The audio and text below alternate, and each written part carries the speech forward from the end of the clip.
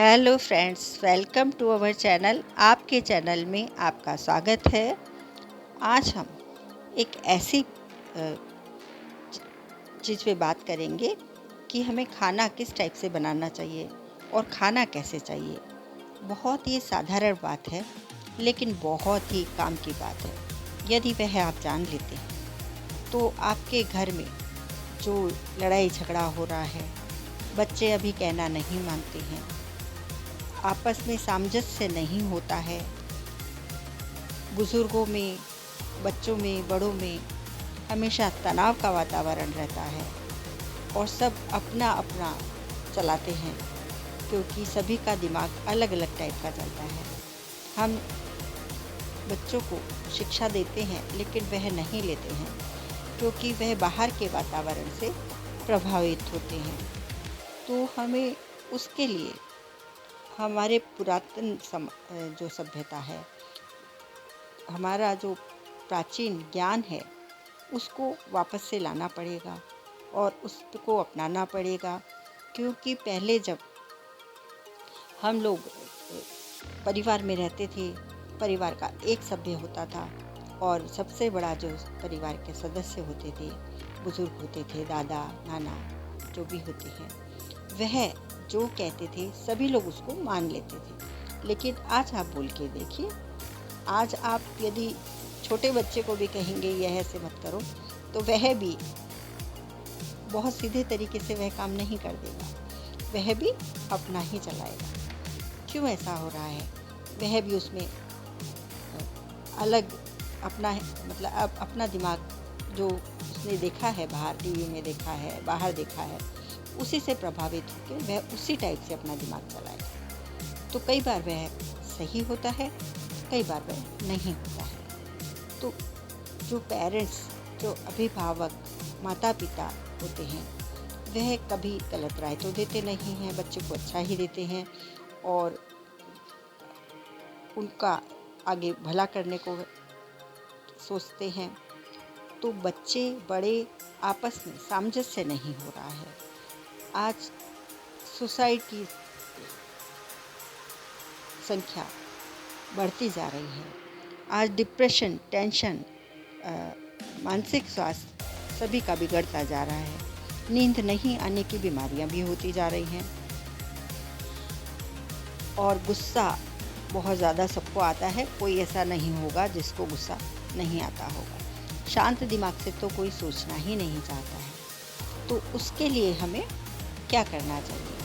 आज जो हम खाना बनाते हैं, हम जल्दी जल्दी में खाना बनाते हैं, कभी नौकर से खाना बनवाते हैं, कभी कुछ करते हैं, कभी बाहर से खाते हैं।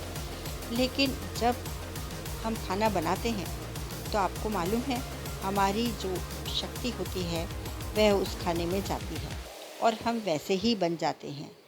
जो खाना बनाने वाला है, उसके मानसिक विचार भी आपके खाने में जुड़ जाते हैं और वैसे ही आप बन जाते हैं। यह एक मानी हुई बात है, जो बहुत पहले से हम जानते थे और अभी सभी लोग जानते हैं। तो आप खाना जब भी आप बनाएं, खाते वक्त आप ध्यान तो रखें ही, लेकिन बनाते वक्त भी आपको बहुत ध्यान रखना है। आपको खाना बनाते वक्त ओम का जाप करें या फिर गायत्री मंत्र का जाप करें तो वह सबसे श्रेष्ठ होता है। गायत्री मंत्र: ओम भूर्भुवः स्वः तत्सवितुर्वरेण्यं भर्गो देवस्य धीमहि धियो यो नः प्रचोदयात्। इस प्रकार से गायत्री मंत्र सभी लोग जानते हैं और यहाँ पे लिखा भी हुआ है। आप उसको नोटबुक में उतार के और खाना बनाते वक्त पूरे समय यदि आप गायत्री मंत्र का जाप करते हैं तो आपका परिवार बहुत ही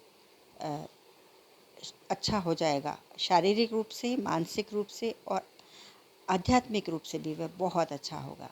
उनके दिमाग में शांति होगी, क्योंकि उस खाने में आपकी अच्छी शक्ति गई हुई है।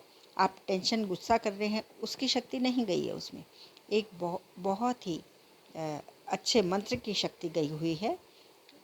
तो उससे आपका पूरे शरीर का विकास होगा, आपको गुस्सा नहीं आएगा, आपको डिप्रेशन में जाने की नौबत नहीं आएगी, आपका स्वास्थ्य अच्छा रहेगा, आपका मानसिक स्वास्थ्य भी अच्छा रहेगा और अच्छे विचार भी आपके होंगे और हमारी फैमिली एकदम खुश रहेगी।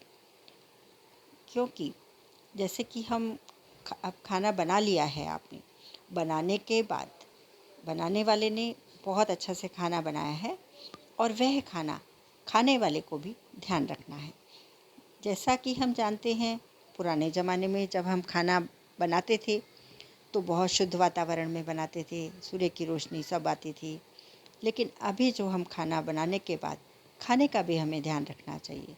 जब हम खाते हैं तो पहले हम मंत्र बोल के उसके जल के चारों तरफ घुमा के फिर हम खाना खाते थे।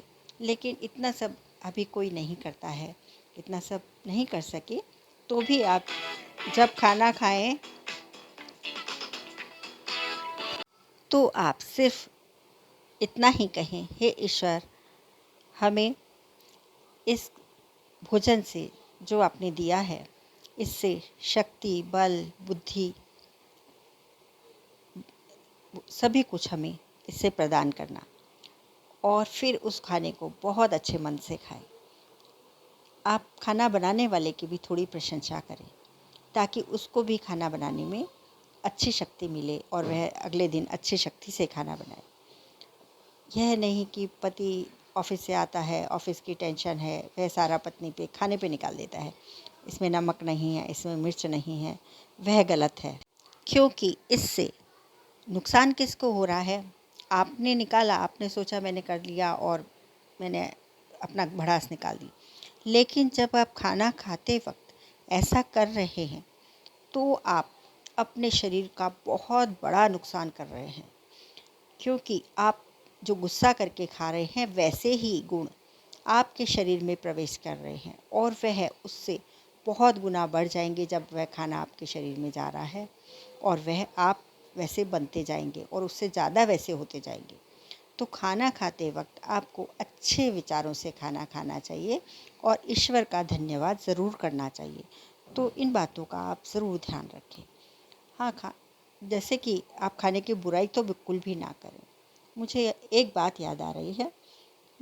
एक बार मैं मेरे पापा और मेरी बहनें, भाई सब लोग बैठ के खाना खा रहे थे। दाल में नमक ज़्यादा था, ज़्यादा मीन्स बहुत ही ज़्यादा था, खारी हो गई थी दाल। और हम सब लोगों ने, अरे कितनी ख़राब दाल है, एक गास अड़ाते ही हमने दाल को खिसका दिया। बहुत खारी दाल है, बहुत खारी दाल है, सब ने ऐसा बोला और सब ने दाल खाना छोड़ दिया और साइड में कटोरी खिसका दी। लेकिन मेरे पापा हैं, वह भी खा रहे थे, उन्होंने कुछ नहीं बोला हम लोगों को। सिर्फ वो दाल ली हमारे सामने ही और उस दाल में थोड़ा सा पानी डाला और रोटी डाली और खाने लग गए हमारे सामने। हम देखते ही रह गए कि अरे कितना अच्छी बात है। हमने उनसे बहुत सीखा कि कभी भी अन्न का अनादर नहीं करना चाहिए। वह कभी अन्न का अनादर नहीं करते थे, जैसा भी उनको मिले वह हमेशा खा लेते थे और कभी नहीं करते थे। तो ये बहुत बड़ी सीख मिली कि अन्न को जैसा भी मिले आप उसको उसी रूप में ग्रहण करें। वह आपके लिए है, आपको उसको अच्छा बना के खाना है या उसमें आपके गुस्सा, क्रोध, नफ़रत के गुण डाल के उसको खाना है, वैसी एनर्जी डाल के खानी है, वह आपके हाथ में है। तो बहुत सी बातें ऐसी होती हैं जो हम अपने माता पिता से सीखते हैं, हम किसी से भी सीख सकते हैं। तो हमें उनका ध्यान रखना चाहिए और कभी अन्न का अनादर ना, क्योंकि अन्न से ही हमारा पूरा शरीर बना है। पूरा शरीर मीन्स हमारी आत्मा, मन, मस्तिष्क सब अन्न से ही तो बना है। तो हमें उस अन्न का आदर करना चाहिए और मंत्र बोलते हुए खाना बनाना चाहिए और खुश होके भगवान का शुक्रिया अदा करते हुए हमें उसको खाना चाहिए। Thank you very much.